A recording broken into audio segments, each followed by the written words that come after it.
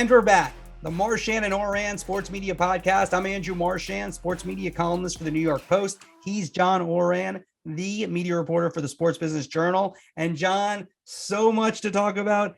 NFL free agent frenzy in television. It was tremendous. Joe Buck, Troy Aikman to ESPN. We'll go through the whole thing. We'll go who's up, who's down. We're going to do so much on the NFL. Going to hit on Apple, Peacock, MLB, and the big get, Bomani Jones, who has a new show on HBO called Game Theory. And then we'll have our call of the week.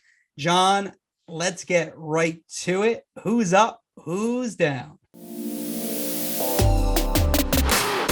Who's up, who's down?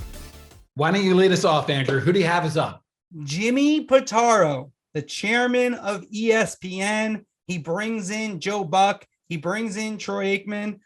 He spent a lot of money. He's going to be spending around $50 million a year on his Monday night booth with Aikman and Buck in the main booth. And then for 10 games a year, you have the Manning cast. But Pitaro, a huge Yankee fan, acted like George Steinbrenner, took out his wallet. And look, you could talk about the money and is it too much? Is it this? Is it that?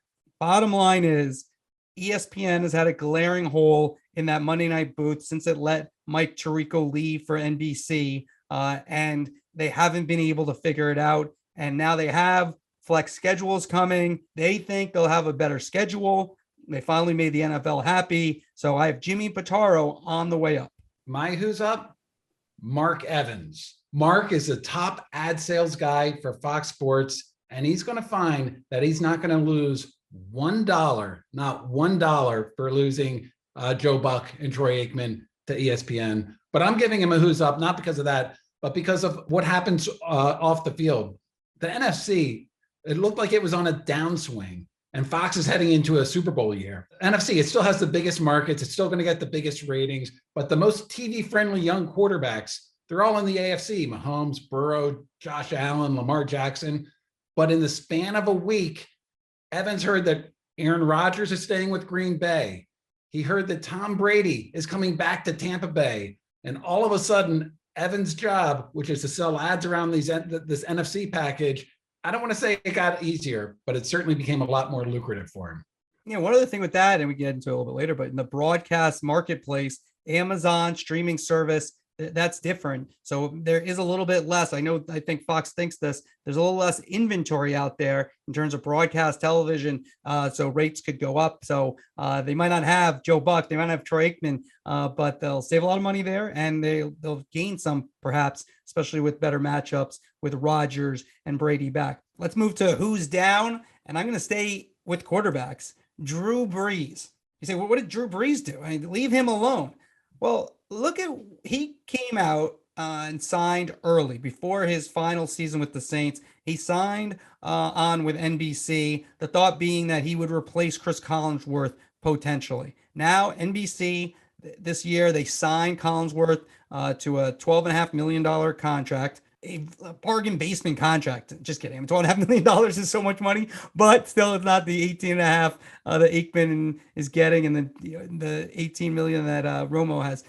But they sign him. Drew Brees is sitting there, no number one job.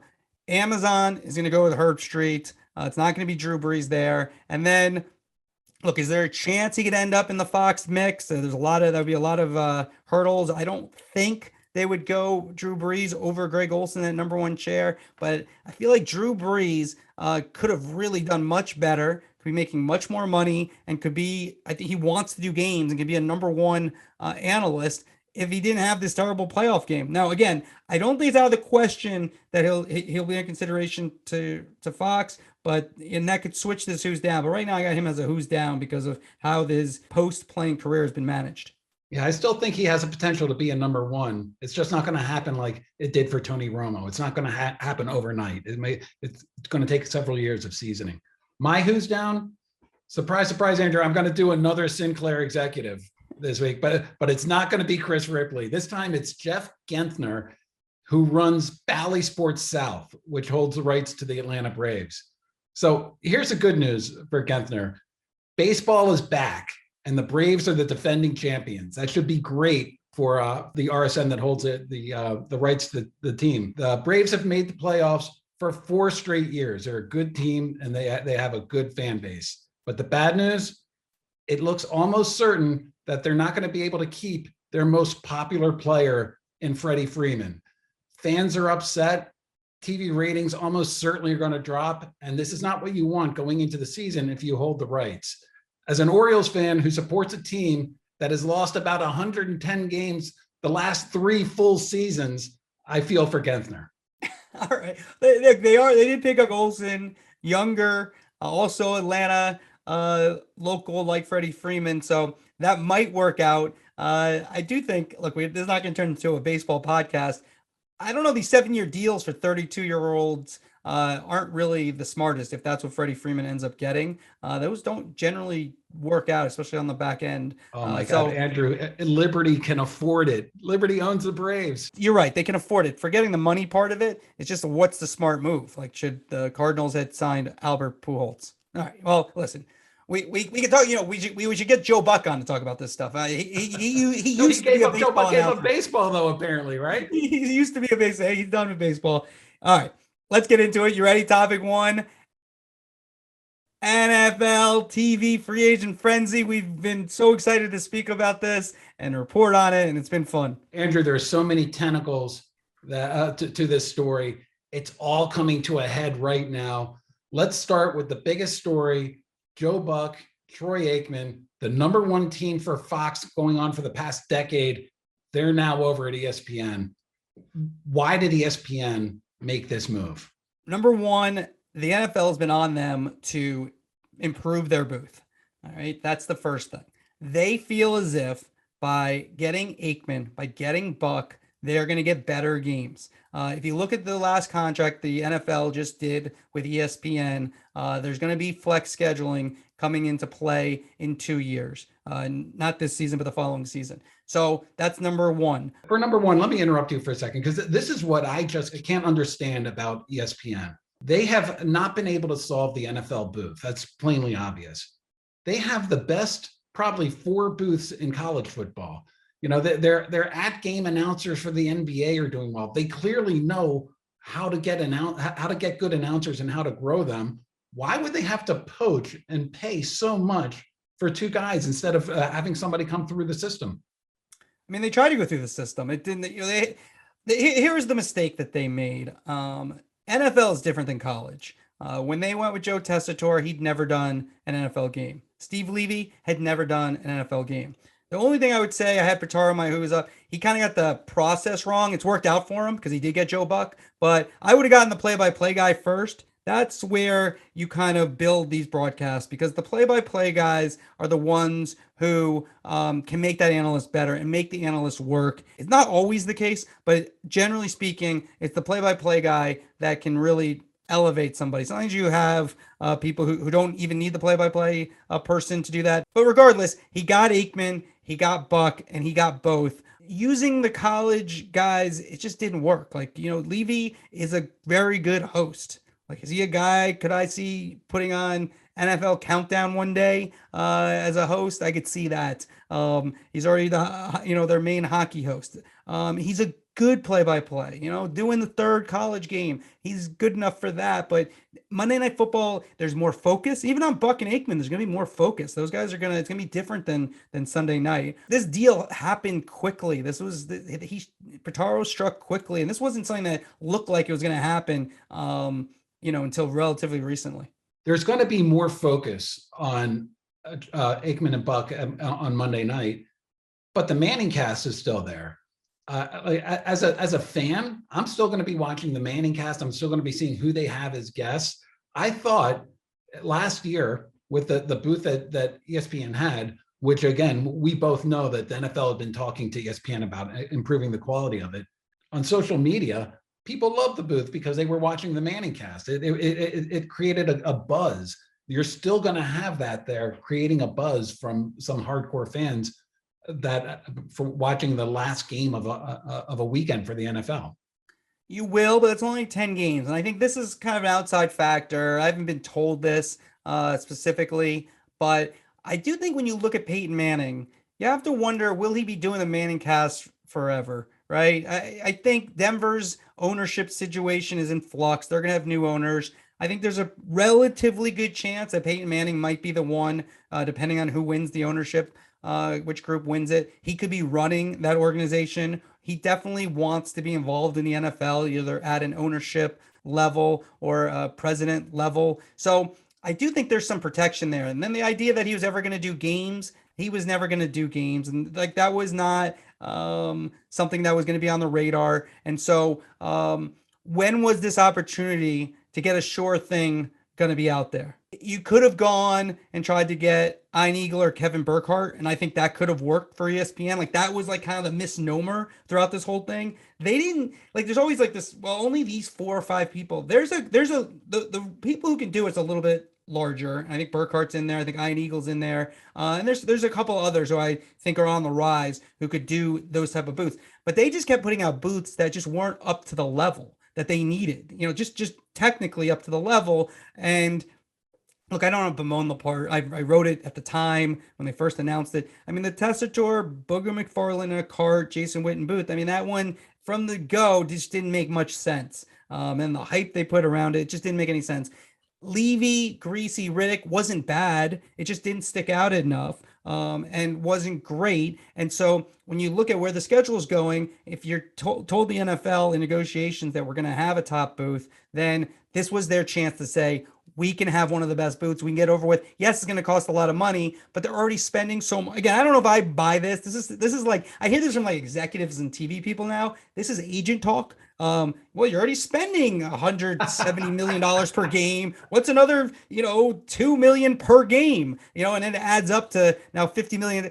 Like, that's a great coming from the agent side of it. I think that makes total sense when they say that to me, but I don't know if I buy it. Like it's good for business, right? It's good for the Joe Buck and all these, and Troy Aikman and all these other people, Romo, et cetera, et cetera. It's good for our business because when you're talking about these big numbers, that's better for our business.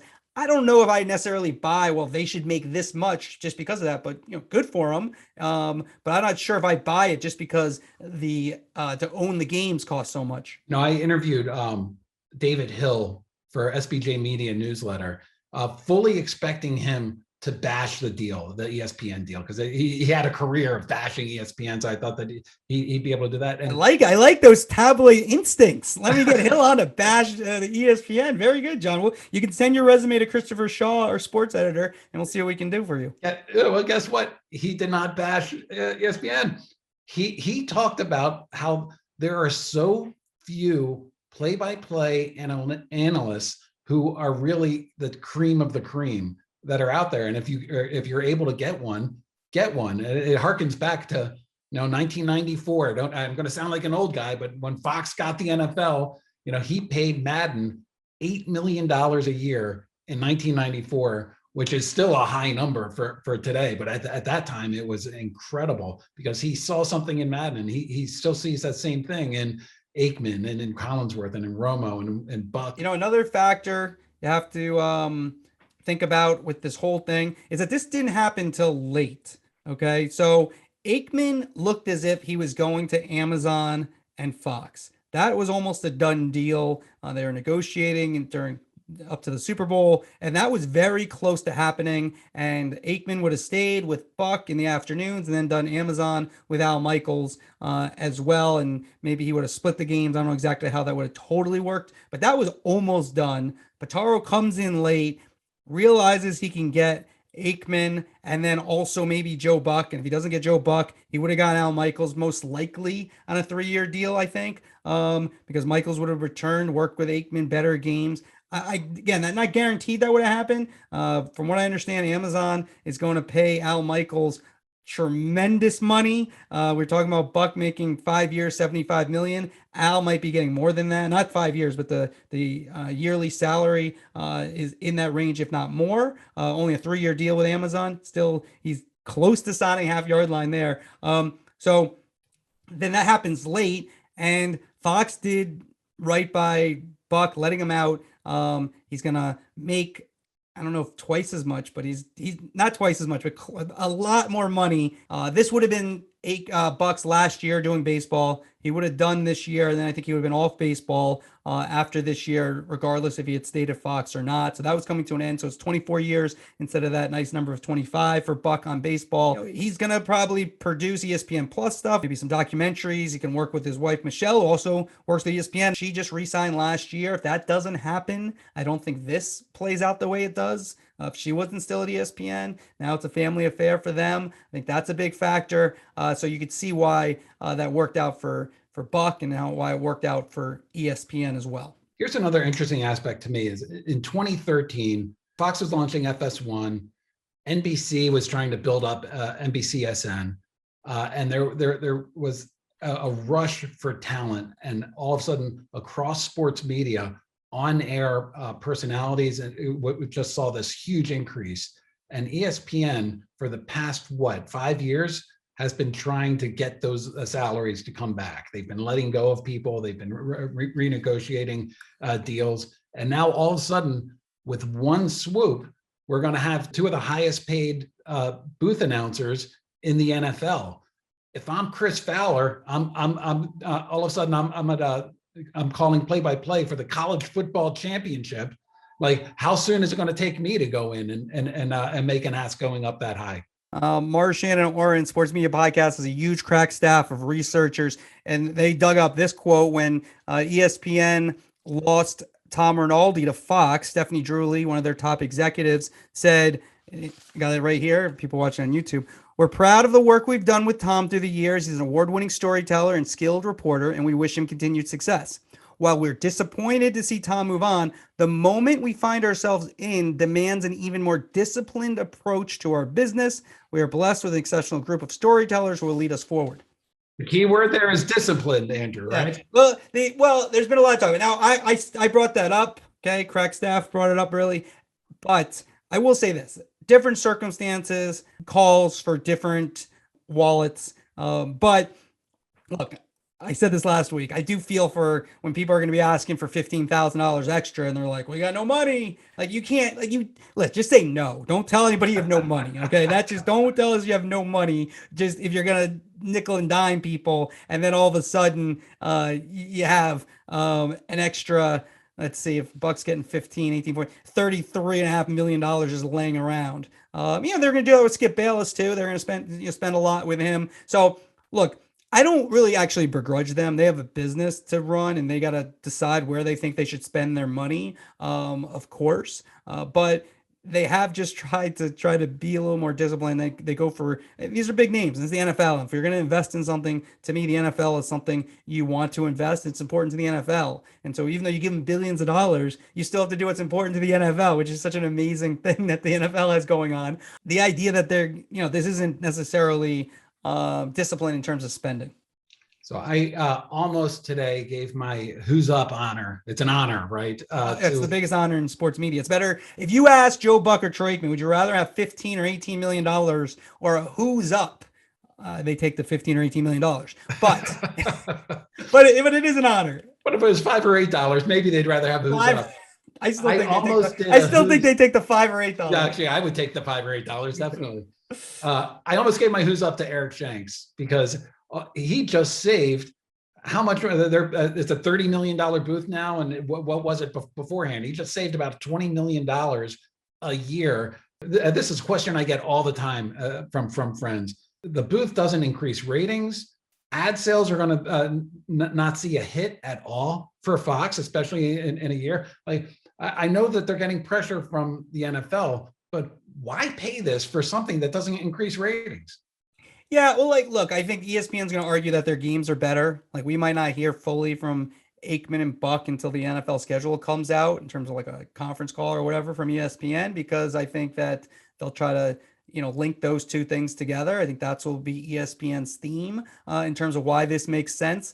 It's all subjective. Does ESPN get a little bit better schedule? We'll have to see in terms of this year. It's really the next year. They also have more games. I think they should try to be creative with those extra games. Buck and Aikman will do 17, 18 games. They have 25 in 2 years. I think they should try to say, well, all right, we haven't been able to get this right at the highest profile. Because that's the other thing in defense of Tessitore and company is that they were put together, these teams that never worked together, and they're on like one of the most spotlighted games ever. But now you have a chance with secondary games and Saturdays and maybe to make another crew that could be a fun crew and develop them. And then maybe you have, in 5 years, you say, all right, well, maybe these key guys could be our number one crew, depending on where you are. And that's how you kind of build that farm system if you're Pitaro and company. I don't know if they'll do that. Most likely they'll probably go with Fowler and Herb Street, and just keep it easy and just make sure it's like serviceable. And let's go to Fox here. When you think about what they did and what they're going to do, let's just first off go over what's next for them. Kevin Burkhardt is the favorite to be the play-by-player for the Super Bowl. They have 2 of the next 3 Super Bowls. He's a favorite almost is underplaying it. I mean, I'm hearing it's kind of his to lose. No, it's his. And Al Michaels on the half-yard line. Let me just get Al Michaels' signature on that contract. And Al Michaels is working the clock, Andrew. Like, come on, score already. Well, Fox is out there. That's all I'm going to say. I'm not saying I think it'll be Kevin Burkhardt, but I think a famous. I compared Al Michaels to Tom Brady in a column after the Super Bowl. Tom Brady said never say never. So I agree. I think it will be Kevin Burkhardt. I have sources saying Kevin Burkhardt. I still will just say Al Michaels.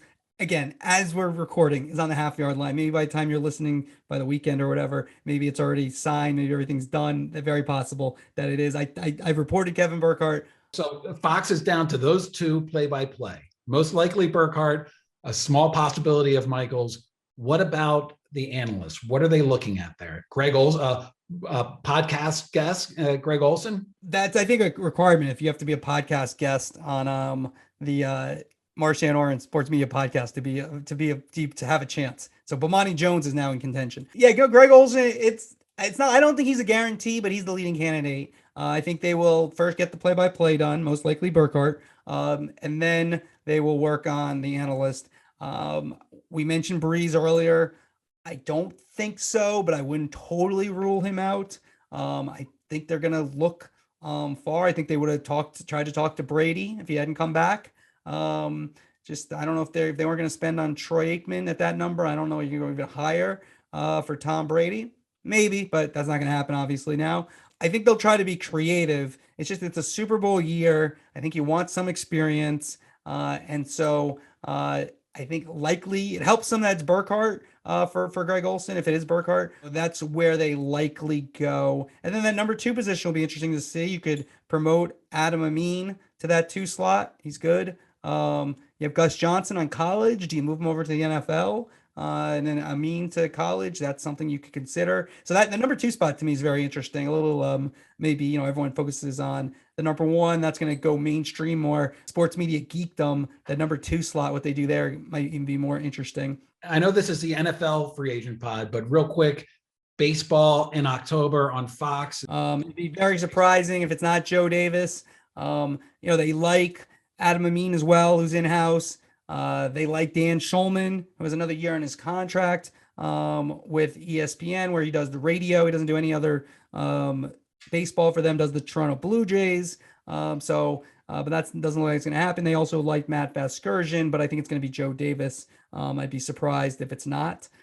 He's been the number 2. We could talk all about this. Burkhardt was the number 2. Joe Davis was number 2 behind Buck. So you think, all right, well, they're the ones you'd elevate if you stay internal. Fox has always said that they have a deep bench, and that's proof positive right there. 100%. All right. So at ESPN, we have Joe Buck, Troy Aikman.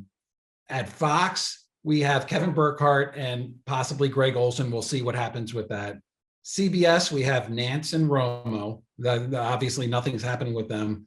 Let's go to NBC right now. It's going to be Tirico and Collinsworth, right? Yes. The linchpin of all this, when you look at how this all came about, you got to really go back. I think it was 2015, John Skipper in charge, and he let Tirico get to NBC.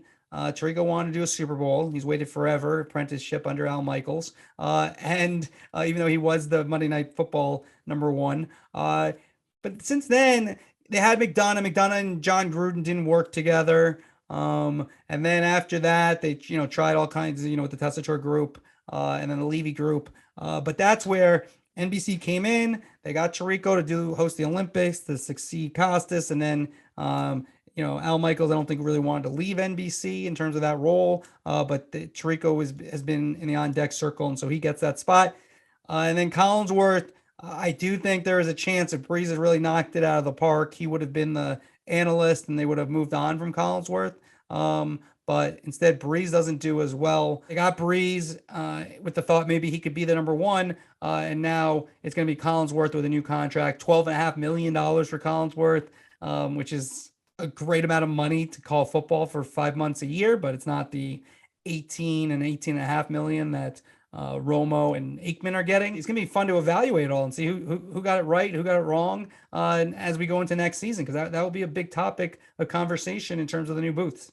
One more booth that's out there, we have Amazon, and they're talking to Al Michaels, of course. Yep. You've reported extensively about Kirk Herbstreit coming over. That appears pretty set, right? We said before. Half yard line. I reported Al Michaels and Amazon linked them up in June. Where are we? We're March? This has been going on for a while. This is not new. I think the money is crazy for Al. At one point, it looked like he might do 11 of the games instead of all 16. He's doing all 16 from what I've been told. And so the money, Joe Buck got 15 for basically doing the NFL. I think Al might have gotten more than that. He wanted Collinsworth to do it. He wanted Aikman to do it. He thought he was getting Aikman, didn't get Aikman. He loves McVay. They tried for McVay. Might have gone to 20 million for him. And then Herbstreit's getting in there. He's getting a nice payday, but no 20 million for him, much less than that. But I think ESPN might try to extend him. I could see that as part of the Amazon deal. So then they keep him on their payroll as well and let him make more money. And then they keep him. They don't have to spend maybe as much on him. So it kind of makes some sense. I could see why they would do it like that. We always joke about when Joe Buck was doing baseball and football in October, Crimea River about his schedule. But it is a lot for what Herbstreit's going to be doing. Thursday night football, Friday travel. I'm sure he's doing the private jets here, but Saturday game day, Saturday. Is he going to be on aisle or is he going to be on window? Do you think, Andrew? I do not think he's going to be economy class here. I think he's flying. All these guys are flying. Well, low key, I just think Amazon's aggressiveness in trying to get like top well-known stars. They don't want to groom anybody either. They want big stars in there, and I think that was the linchpin that created all these big salaries here, because all of a sudden, they had the potential when all this started to end up with a better booth than ESPN, who calls themselves a worldwide leader. I mean, that's sort of, to me, where everything blew up in terms of salaries here. We don't like to focus too much on PR, but I will say you will be getting a call from their head of PR, Chris LaPlaca. They used to call themselves the worldwide leader. I mean, LaPlaca, too much. He always, we don't call ourselves worldwide. Listen, Chris, you called yourself the worldwide leader. We're going to keep calling you the worldwide leader. You said it once. That's it. All right. You shouldn't have said it. What do you want me to tell you? Let somebody else call you the worldwide leader. I get it. You don't call him anymore. But anyways, John, LaPlaca on line one for you, head of PR. I'll just wait for his email. Our email, exactly. All right. Let's move to Apple. We have the deal last week with Major League Baseball. We've both reported about their interest in Sunday Ticket, maybe also taking that Verizon cell phone deal as well with the NFL. You wrote something very interesting the other day in the Sports Business Journal about Apple. What can you tell us? Apple and Sunday Ticket, I'm not going to say they're on the half-yard line, but they're certainly approaching the red zone on this. Apple being involved in sports rights is really new. Like, they've been kicking the tires forever, but now they're finally starting to pay. And they're a part of every conversation that's out there right now, and some conversations that would surprise people. People in the sports business view them as testing. So they did a relatively small MLB deal. The NFL deal won't be small, but it's in terms of the Sunday Ticket package, it's not one of these big broadcast packages. It's a Sunday Ticket package, and they're testing, and they want to see if they can make money off this, and they want to see what they can do differently with it as Apple. And so the idea that this is like Apple's big first step it's kind of it's more than a toe in the water, but it's not really a big first step of like, okay, here comes that tidal wave that everybody's expecting. And everybody's just kind of waiting to see what the results are going to be from the baseball deal and potentially from that Sunday ticket deal before Apple makes any other decisions after that. But once they do Sunday ticket, then they're really in, no? I mean, like, look, I reported they could be in on MLS. If they do MLS and this MLB Friday deal, I mean, I agree. They're in. It's a story because Apple in sports, but they're not really in. They do Sunday ticket and they're kind of, but the Sunday ticket is different than broadcasting games. You're just sort of platform, a widget to get the games out to people. And I do think it could be very successful, but you're not producing games. It's a different animal than what Amazon's taking on with Thursday Night Football. They could get into it, but where do I see red flags? This baseball package that they got is one that every single media company said no to. And they're going to have a couple of back-to-back games on a Friday night. They're going to have them exclusively, but here in DC, I'm going to be watching the Orioles or the Nationals on the RSN, unless they happen to be on Apple. There's a good potential that they're not going to see any kind of engagement off that, or the type of engagement that they're expecting for sports. MLS, they can't run away from their TV ratings. People don't consume it on television. They are a great at stadium experience, but they haven't been a very good media experience yet to date. So what if they do an MLS deal and it doesn't produce results? I mean, will Apple kind of say, wow, we're trying sports and we can't do anything with it? And that might cause them to step back. That's a fear that some leagues have right now. And I think Amazon's outflanked them on baseball too, because the Yankees, they have part ownership of Yes, and they're going to have, I think, 21 games exclusively on Amazon Prime on Fridays, which and locally used to be on Channel 11 here in New York. This has kind of been out there because of everything that's been going on. It's been a little bit undersold. But so what would you rather have, 21 Yankee games or these hodgepodge of 50 games that are just going to annoy people? I think it's pretty obvious you'd rather have the Yankee games, even if people around the country listening are like, the New York, no. Yankees, Red Sox, the reason they're on Sunday night so much is because they rate. I'd rather have a doubleheader on Friday night than 21 games of the Yankees aren't the Yankees anymore. George Steinbrenner's not around, man. You are lost, as my Francesca would say, like you're lost, you're crazy. The Yankees are the number one. The Yankees are like a football team when it comes to I'll tell you what teams I'd rather see than the Yankees as a baseball fan. The Dodgers right now,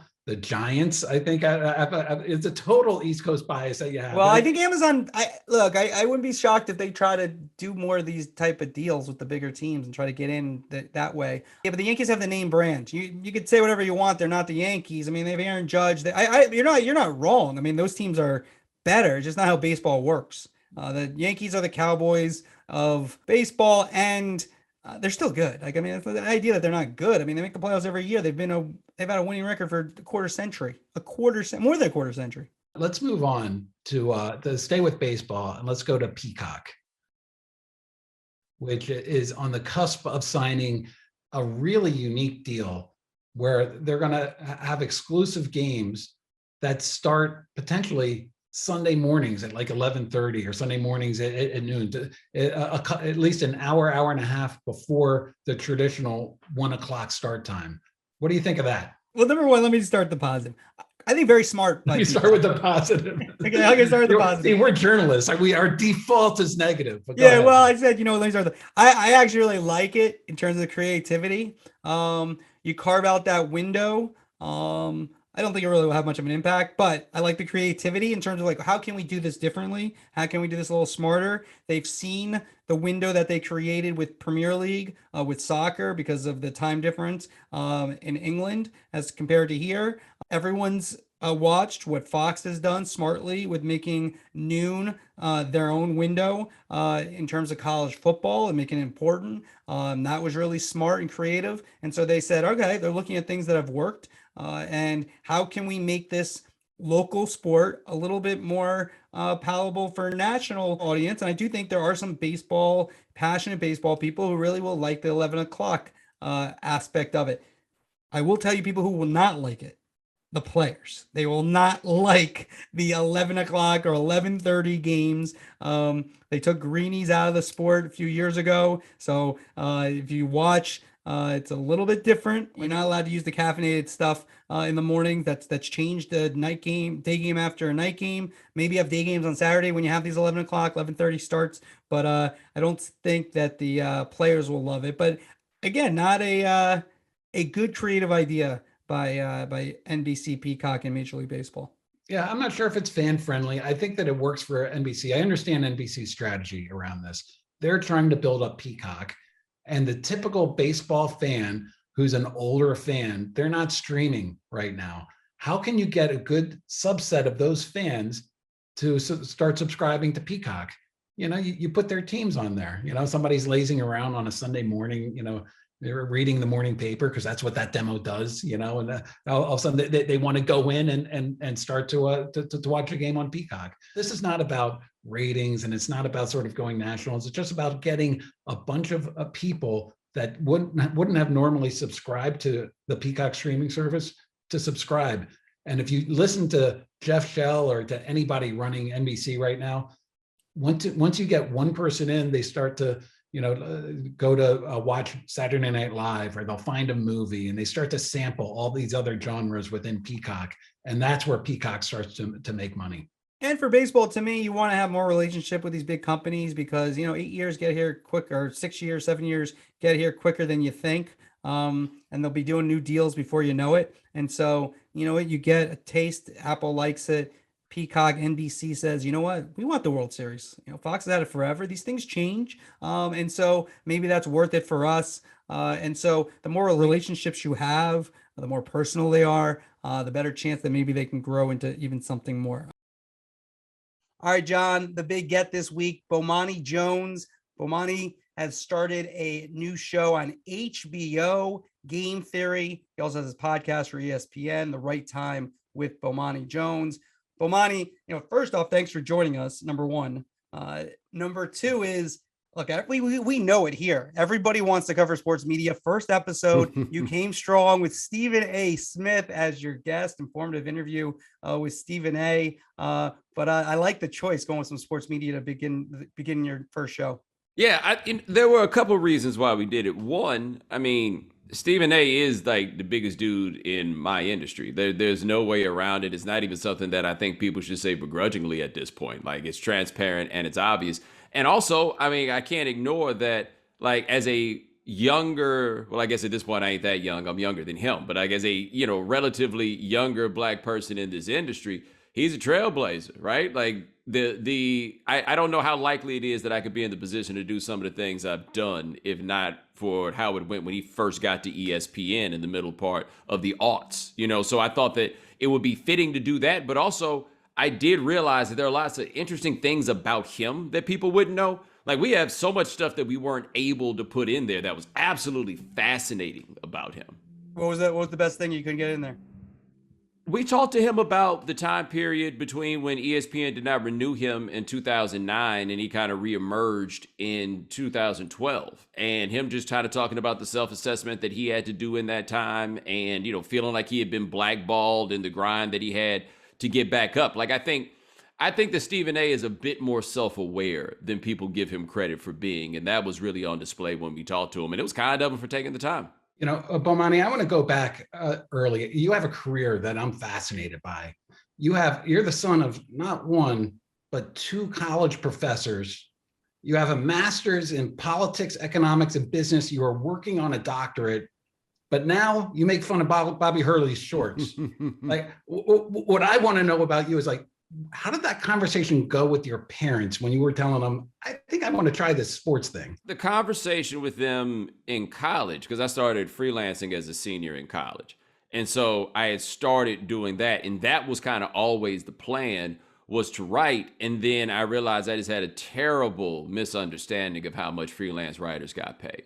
Like, I just didn't grasp that was not actually something to support yourself. Or a guy that I wrote for a similar publication as me, I remember at the, April 2001 is my senior year, somewhere in there. And I was like, hey, how's it going? He's like, oh, man, it's great. Doing my taxes. And I realized I made $10,000 freelancing last year. I said, what? Like that. It was not simply that it was 10,000. It was his excitement over it. And I was like, oh, wait a minute. I've misunderstood what was possible. And I wound up going to graduate school in California, like on 2 weeks' notice. It just kind of popped up out of nowhere. There was a fellowship, and I went and took it. And so that lean was never what I was super enthusiastic about. Like I did the PhD program largely because I thought it would help support writing. Like I looked at it and I was like, okay, so there's the economics part of it, and I don't see a lot of Black economists like in that public intellectual space. And not that I didn't want to do the academic stuff also, but I always viewed it in the context of doing media stuff. And so when the graduate program told me that I was going to be going pro in something else, I just decided at that point, all right, I'm going to lean all the way in on writing. I'd been doing it for a while. I'd had the relationships with ESPN. And I just kind of went from there. And the big thing with my parents was, I think they understood what I had figured out, which was that I could accomplish a lot of the same goals that I would have as an academic in this space. And I could actually probably reach more people. It was just a matter of figuring out how to code the message so that it was digestible. And that's always, at least for me, I thought been kind of the secret to whatever success I have. If you were to describe your time at ESPN, like how would you describe it? It ain't been a straight line. I think that would be the best way for me to put it. So in 2006, I signed a one-year contract to write for ESPN.com. In 2007, that contract was not renewed. In 2010, ESPN.com called me and said that they were changing something they were doing and they thought I'd be good with it. It was back on page 2. And I basically asked the question, what about that guy who wanted me fired? And they told me, well, he doesn't work over here anymore. And so they brought me back in. And once I was there, I could now start doing stuff like Outside the Lines. And so Outside the Lines in 2010, there would be weeks where I was on Outside the Lines 3 times a week. That group over there really appreciated what I did. And it got me on television. I'd never been on television that much before with ESPN. And so it got me on. And then First Take had me on once a month for about 3 months until Skip told him to stop calling me. That was pretty interesting. Why did Skip tell him to stop calling you? Skip told him to stop calling me because actually the first couple of times we'd gone on there, I'm not a particularly argumentative type. And so I wasn't going on there to fight with Skip. I was going on there to talk with Skip. I thought he would find that refreshing. I completely misunderstood like what the get down was. And so one day I'm there, I'm in Bristol, and Jason Romano, great dude, he's checking the socials, and somebody asked Skip, I think it was Derek Brooks, since I'm in, asked Skip, who was his toughest debate opponent? And he said, Greg Anthony. And I just kind of playfully looked at him and was like, oh, come on, Skip, I'm right here. And he goes, Greg Anthony. And I look at him and I say, okay. And I went out there and wore his ass out for those 4 downs that we had. I was like, oh, okay, I guess this is the thing. Like, it was almost like that time when Karl Malone elbowed David Robinson and gave him a concussion, and then quiet Tim Duncan gave him 38. It was just like, oh, okay, this is what we're going to do. He ain't say nothing to me after that. I think I spoke to him once since then, and then they didn't call me back for that next month. And I got word that apparently he had let him know that he just didn't think we were a fit. And the person who told me that made it clear that had never happened before. But by the time I stopped doing that, Around the Horn called. And Aaron Solomon, one of my favorite people in this, and I can say Aaron Solomon changed my life, right? Like at the time, all the Around the Horn people were basically print folks. Like it was, it was still kind of, the previous iteration of previous rotation of people. And I remember the first time they had me on, I said to myself, I could either go out here and try to make sure they call me back, or I could go out here like, I got one chance, let's just have fun. And I went with the one chance, but they kept calling me back. And then one day they were like, we're going to put you on the schedule email. And an advantage I had with Around the Horn is all those people were like actual real live, full on journalists. So they were traveling and doing all this stuff, and they were grown ups. So they had kids. And so they went on vacation and stuff. Not me. What days can you work this week? Every day, every day, every day. I was getting paid by the show. I am available whenever you need it. And Aaron kept putting me on. Like he just kept putting me on there. And that's what got it going. Now, what was interesting is in 2013, I had been working at SB Nation as my full-time gig, and that contract was up. And it was time. It was time for me to go do something else. Like it was a great 1-year relationship. And I had interest from all kinds of people. NBC had interest. Fox had interest. A couple other folks, I can't remember all off the top, but they had interest. ESPN, for whatever reason, they said they didn't have space. They didn't have it in, they didn't have anything for me to do. And I was set to go somewhere else. I had done everything but sign the contract. And then Dan Levitar popped up and said, I want him to co-host Highly Questionable with me because I had been doing the show with him, doing his shows with him. And once he said that, John Skipper called me and charmed my pants off. And then I was in. So, Bomani, you've been on those shows a bunch. There have been a lot of reports out there that your time at ESPN is nearing an end. Is it? You probably won't see me on television for a while. But I have a contract with them to keep doing the Right Time podcast through August. And at that point, we'll see what's going on, But I think I haven't been on television really very much in the last year or so. Some of that has been my decision, but I have not been on that much. And like when High Noon got canceled, the thing worth noting is it's not like they went and created a new general opinion sports show. Like those are the kinds of shows that I do. And that's not really the kind of shows that they do anymore. And so unlike somebody like Mina Kimes, who is like a football savant and has that as her very particular direction, I don't have one of those. And so if you look at what they're doing now, I don't know if there's just an easy, hey, slide Bomani into that kind of place. Like I went and did a First Take yesterday with Stephen A. Smith, and that was a good time. And I think I'm going to do some more of that with them. Like, that kind of thing can work. But in terms of me being on television there, I don't know if the model that they're following now necessarily has just an easy place to be like, hey, we should put Bomani in here. As for the podcast is doing very, very, very well. And it has now for about the last couple of years. And so as this deal that we've got now, comes up, perhaps we'll talk about it and we'll see where it goes. But I wouldn't say that my time is nearing an end necessarily. Like neither I nor Dave or Norby or anybody has had a conversation to that end. Take us back to High Noon. A couple of years, I think it was like a year and a half developing that show. It was High Noon, then it was 4 p.m., half noon. You got switched up. Give us the lowdown from your point of view of what happened with that program. Yeah, so it was interesting because we had kind of originally envisioned it as a 12-1 show. And I feel like a midday TV show in a lot of ways is similar to like a midday radio show. Like I am a radio host, but I'm really a midday host. Like Colin Cowherd, for example, is a great example of this. He is a midday host. He's not necessarily the person that you want. Afternoon Drive is the place that gets all the money or whatever, for obvious reasons. But you don't want Colin starting and stopping so you get to have an update here and, and all of these kinds of things. You want Colin to stretch out and have room to go. And that's the way, like with radio, that's how I prefer to do it. And I feel like that High Noon from 12 to 1, as envisioned, that was the direction that we were starting in.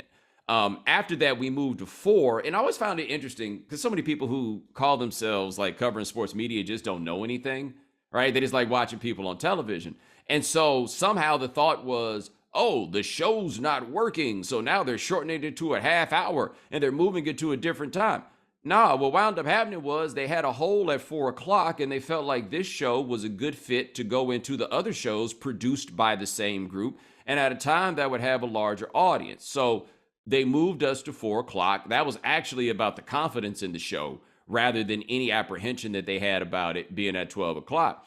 But it did definitely change kind of the personality of it and what was being asked of the host. And so when you have a show where you got room to kind of stretch out, it's a lot different than, hey, we got 30 minutes. We got a lot of stuff to get through and we got to be a bit more boom, boom, boom, boom, boom about what we're doing. And so from there, we were trying to figure out kind of how to adjust it and also trying to figure out really chemistry between the hosts. And that is a bit of an amorphous concept. You just kind of grab out of the air a lot of times. Some people are really great fits, some aren't. And sometimes your show is engineered in a way where the chemistry doesn't matter. Dan and I did not have great chemistry for 2.5 years. It took us some time with that. But the way the show worked and we're both looking down barrel, it almost didn't matter. We're just running a relay race. Problem at times with High Noon is that became a relay race, except we're looking at each other. That's not the same thing. It can't go there. And so I feel like, at least as the show went, I thought earlier maybe it was one thing, but as the show went, Pablo and I did not connect on screen in the way that a show like that really needs to connect.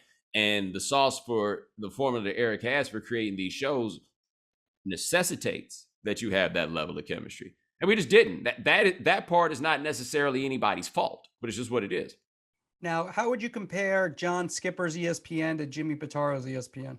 I think the difference is that John Skipper is a content guy and Jimmy Pitaro is not a content guy. So I have good relationships with both. I have different relationships with each of them because the kinds of things I talk to John Skipper about, like I'm not going to talk to Jimmy Pitaro about Van Morrison records, like it's going to be a different sort of thing. And so I think Skipper just had much more of an eye and honestly concern about particulars of the content in a way that I've just never personally had conversations with Jimmy about those things. And I also think it's just a different world now that Jimmy is working under than the one John Skipper did. Like when people talk about how all of a sudden ESPN doesn't talk about social issues and stuff like that. Now, when George Floyd popped off and a few of these other things, they still call me to come in there and talk about that. But the stories of the day aren't the same. Like when John resigned, I think at the end of 2017, we're still like in the full throes of Colin Kaepernick. We're still in, the Me Too movement is coming up. Like we got all these things that were going on. The news cycle changed. And as the news cycle changed, the way the company, I think, came off to people changed. But I just I don't know how much of that was very particular to who the people are. But for me, there's just a difference when the guy in charge, like I imagine that if you work in sales, for example, it's different with a business guy in charge than it is with a content guy in charge. Bomani, we have you on here as our big get because you just launched your show on HBO. What are you trying to accomplish with that? Like if you had to describe that show, what is that? Yeah, I don't know if accomplish is the right word. Like I want to make a really good TV show. Like in the end, that's what it comes down to. Like it was why we taped on Sunday where we did, the things that were in the studio. We do that on the same day. And there was absolutely no pressure to that because that part is the easiest. That part's just what I do. Like, oh, you want me to sit down and talk? Oh, and this time there's a teleprompter. I don't have to come up with all this stuff off the top of my head. Oh, okay, cool. We can mash that out.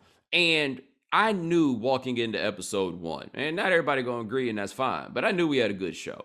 And that was the biggest thing for me is to, like, I wrote a story for Vanity Fair a couple of years ago, and I'm an off and on writer, and that's easily the most prestigious publication I'd ever written for. And I just wanted to be up to the standard of the publication. Like that was the biggest thing for me is that, I want to write something that's supposed to be in Vanity Fair. I don't want to send something that the editors have to turn into something that winds up in Vanity Fair, and that for me was the greatest measure of pride was that, I've been fired from writing jobs. I had my confidence beat up about being a writer and not to rub it in anybody's face. But for me, it was helpful to be like, hey, no, I can do this. I didn't feel the same way coming off a high noon. Like that didn't hurt my confidence or anything like that. I thought the show didn't work. And I know enough to know, right? Like they could have kept it if they wanted to, but they didn't have to. And it's our obligation to put them in a position where they have to. But with this, when we did our first test show, the executives from HBO told us, this feels like an HBO show. And I was like, okay, we're good. Like we'll go from there. I wanted to be able to do that. And I was talking to somebody in the industry yesterday, and they asked, I was like, I'm sure you felt the pressure of doing this. And I was like, no, there's no pressure. He's like, yeah, but I mean, I imagine that, there's got to be pressure about getting picked up next season. Why are we worried about next season? Like, we got this season. This is what we're going to do. I got money. I don't have kids and like all these responsibilities that I got to worry about. And so, honestly, this has been so much fun and so interesting to do. And the people that I'm with are just so talented and able to come up with so much stuff that I just want to make a good television. Like, I want to make a television show that continues to make the people who work on it as proud as they seem to be on Monday about the product that we put up. Because, I mean, you guys can be honest. I'm not offended by this. You knew HBO was going to give me a TV show. You knew the last TV show I did didn't necessarily work out that well. You didn't know much about what this show was going to be or like what the parameters and everything were. And I think it's pretty safe to assume that it was a lot better than you thought it would be. And I'm okay with that. How do you know what we thought it was going to be? It's a lot better than I thought it was going to be. All right, fair enough. Fair enough. I guess to answer your question, we started with what I hope to accomplish. I think we did accomplish that already. And if we don't, like I don't know if you saw the 30 for 30 on Marcus Dupree, but after all the stuff that he had gone through, he got 1 year in the league. And he was good. He was like, look, man, I finally got to play in the NFL. And I'm legitimately, if we only do these 6 episodes, I am truly and legitimately satisfied and happy that we will have had the chance to do these 6 episodes. If they're not good, I'll be disappointed that they're not good, but I'm not going to be disappointed because they didn't pick it up. Who's the guest this week? Vince Staples is going to be the guest this week. All right, there you go. I would have gone sports media. That's That's just me. That's like, I got a slant here. Skip Bayless, come on down. Oh, that would be good. Get you and Skip back together. Seems like Stephen A wants you in. Skip didn't. This is great stuff. Bomani Jones. You got the podcast with ESPN, The Right Time with Bomani Jones, and then Game Theory on HBO just starting up. Good luck with that, and thanks for being on our podcast. We appreciate it, Bomani. Nah, fellas, thanks for having me. Yeah, Bomani was good. The Skip Bayless thing, he wouldn't let him come back on First Take, and that kind of, I could see that it could have been a good combo, Bomani and Skip going at it, a little different styles, but Skip likes that gladiator type approach to the debates. Bomani's smart. Bomani knows how to argue. I thought that would have been great. That Skip Bayless thing, we're going to clip that and put it on Twitter almost immediately, Andrew. For sure, for sure. All right, let's go to our call of the week. Call of the week. All right, this week we have Andrei Yarmolenko. He's a Ukrainian soccer star who plays for West Ham in the English Premier League. He had been on compassionate leave since the start of the war. He suited up for the first time on Saturday against Aston Villa, and this happened on USA Network. Maybe this is his opportunity. Ben Rama curled the ball into Yarmolenko! What an emotional moment for the Ukrainian! A magnificent finish and a majestic reaction from player, teammates and the crowd. Special moment for Andrei Yarmolenko. Oh, wow. That was Gary Taphouse on play-by-play. I have to tell you, Andrew, I didn't expect to get misty-eyed watching soccer on a Saturday morning, but I did. I thought Taphouse's call was good. Not great. I thought it was good, but the whole scene was worthy of our call of the week. Yeah, that was a moment, seeing him go down and crying on the field was, you could see why, the emotion of everything that's going on that's larger than scoring a goal in the Premier League, but still with the fans supporting him, that was a special moment that where sports kind of crosses over. The greatest moment I ever witnessed was Mike Piazza after 9/11, first game back in New York at Shea Stadium against the Braves. He hit a 2-run go-ahead home run that ended up being the game winner in the bottom of the 8th inning. I had goosebumps. Like I never had goosebumps at an event. And of course, it doesn't. The larger scheme of things doesn't mean anything. It did mean something to be in that stadium that day with all those people. You didn't know what was going to happen. We all were kind of a little bit apprehensive about what was next. And it was their big rival. So sports can be something that unites and even in these terrible situations. Yeah, Taphouse said later in that call, this is a goal that he's going to remember for the rest of his career. And it was a totally meaningful goal that just brought out a bunch of emotions. All right, well, that's going to do it for us. Bomani Jones, want to thank him.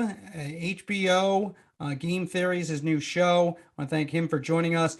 We talked a lot of NFL TV, free agent frenzy. That was fun. Probably a little bit more next week as well on that. And then we're probably never going to move on to other things, but we will move on to other things as well at some point. We got to get Al over the goal line. The half-yard line's not good enough. Come on. Well, maybe by the time you're listening to this, he's gone over the goal line.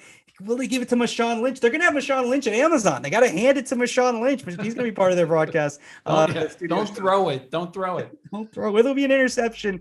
I don't think so. I think it'll be Burkhardt, but we shall see. All right. If you like the podcast and you want to follow us, that helps. Stars, 5 are good. And then also comments apparently are also helpful. So we appreciate anybody who does that. Thanks for listening.